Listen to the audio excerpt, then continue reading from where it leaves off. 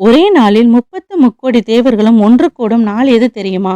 சிவபெருமான், முருகப்பெருமான், ஸ்ரீராமன் என அனைத்து தெய்வங்களும் மணக்கோலம் கொண்ட அந்த மங்கள நாள் எது? அதுதான் பங்குனி உத்திரம். வெறும் திருவிழாவாக மட்டுமல்லாமல் நம் வாழ்நாளின் தடைகளை நீக்கும் இந்த நாளின் பின்னால் இருக்கும் பிரம்மாண்ட வரலாற்றை இந்த வீடியோவில் விரிவாக பார்ப்போம். பங்குனி மாதத்தில் வரும் பௌர்ணமியும் உத்தர நட்சத்திரமும் இணைவதே பங்குனி உத்திரம். பங்குனி மாதத்தில் சந்திரன் உத்திரம் நட்சத்திரத்தில் சஞ்சாரிக்கும் போது சூரியன் அதற்கு நேர் 7வது ராசியான மீனத்தில் இருப்பார். இந்த காலத்தில் பகல் நேரமும் இரவு நேரமும் சமமாக இருக்கும்.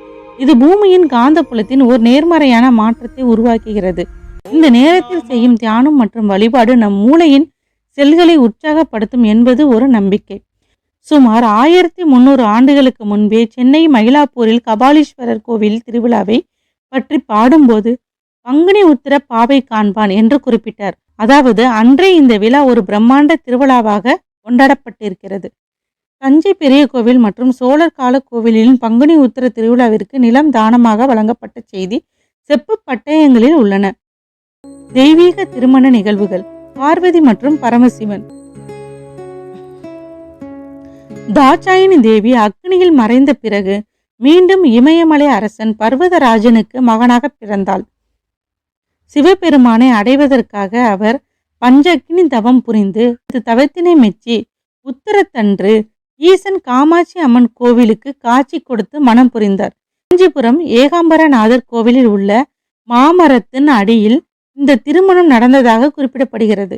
இன்னும் அங்குள்ள மணல் லிங்கத்திற்கு பங்குனி உத்தரத்தன்று சிறப்பு பூஜை நடைபெறுகின்றது. முருகன் தெய்வானை திருமணம். சூரபத்மனை வதம் செய்த முருகப்பெருமான் தர்மத்தை நிலைநாட்டினர். இதற்கு நன்றி கடனாக இந்திரன் தன் மகளான தெய்வானையை முருகனுக்கு மனம் முடித்து கொடுக்க விரும்பினார். தேவர்கள் அனைவரும் முன்னிலையில் திருப்பரங்குன்றத்தில் இந்த திருமணம் நடந்தது. இது முருகனின் அறுபடை வீடுகளில் முதல் படை வீடாக அமைந்தது. ராமபிரான் சீதா தேவி சுயம்பரம். வால்மீகி ராமாயணத்தின்படி ஜனக மகாராஜா நடத்திய சுயம்பரத்தில் சிவதனுசை உடைத்த ராமன் சீதையை மணக்க தகுதி பெற்றார். உத்தரத்தன்று ராமன் சீதைக்கு திருமணம் நடந்தது மட்டுமல்லாமல் அவரது சகோதரர்களான லட்சுமணன் ஊர்மிளா, பரதன் மண்டாவி, சத்ருகனன் சுருதகீர்த்தி ஆகிய 4 ஒரே மேடையில் திருமணம் நடந்தது.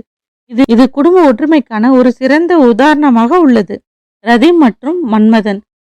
காமதேவன் சிவனின் நெற்றிக்கண்ணால் எரிக்கப்பட்ட கதையை நாம் அறிவோம்.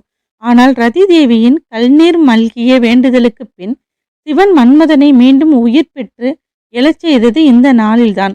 மன்மதன் ரதியின் கண்களுக்கு மட்டும் தெரியும்படி உருவம் பெற்றார். இது காமன் பண்டிகை என்ற பெயரிலும் தென்னிந்திய கிராமங்களில் இன்னும் கொண்டாடப்படுகின்றன. இந்த நாளில் திருமணங்கள் மட்டுமல்லாமல் புனித கடவுள்களின் அவதாரங்களும் உள்ளன. தர்மசாஸ்தா ஐயப்பன்.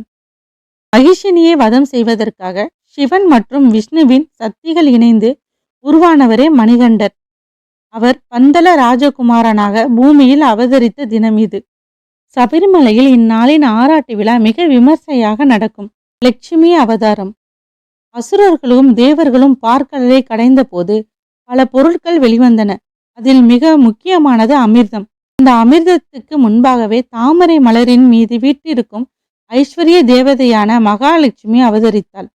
லட்சுமி தேவி அவதரித்ததுடன் மகாவிஷ்ணுவை மணவாளனாக தேர்ந்தெடுத்தது இந்த பங்குனி உத்தரத்தில்தான். எனவே இந்நாளின் சுக்தம் பாராயணம் செய்வது வறுமையை நீக்கும். அர்ஜுனன். மகாபாரதத்தில் நாம் அறிந்தவர். இந்திரனின் அருளால் குந்தி தேவிக்கு பங்குனி உத்திர நட்சத்திரத்தில் பிறந்தார். பல்குணன் என்பது அர்ஜுனனின் 10 பேர்களில் ஒன்று. பல்குனி என்றால் பங்குனி மாதம் என்று பொருள். அர்ஜுனனை போலவே தைரியமும் இலக்கணமும் பெற இந்நாளில் அர்ஜுனனை நினைத்தும் வழிபடலாம். இந்நாளில் பூமியின் வட துருவமும் தென் துருவமும் சமநிலையில் இருக்கும். சமமாக இரவு பகல் மாற்றங்கள் நிகழ்வதால் மனித உடலின் ஆற்றல் சீராக இருக்கும். இந்நாளில் சிலர் தங்கள் குலதெய்வ வழிபாடும் மேற்கொள்கின்றார்கள். நமது முன்னோர்கள் வழி வழியாக போற்றிய தெய்வமே குலதெய்வம். இந்த ஒரே நாள் இத்தனை சிறப்புகளை கொண்டுள்ளது என்பதை இன்று நாம் அறிந்தோம். இந்த பங்குனி உத்தரத்தில் உங்கள் குலதெய்வத்தை மறக்காமல் தரிசியுங்கள். இந்த வீடியோ உங்களுக்கு பிடித்திருந்தால் லைக் செய்து ஆன்மீகத்தில் ஆர்வமுள்ள உங்கள் நண்பர்களுக்கு பகிருங்கள். மீண்டும் ஒரு சுவாரஸ்யமான தகவலுடன் உங்களை சந்திக்கிறேன். நன்றி, வணக்கம்.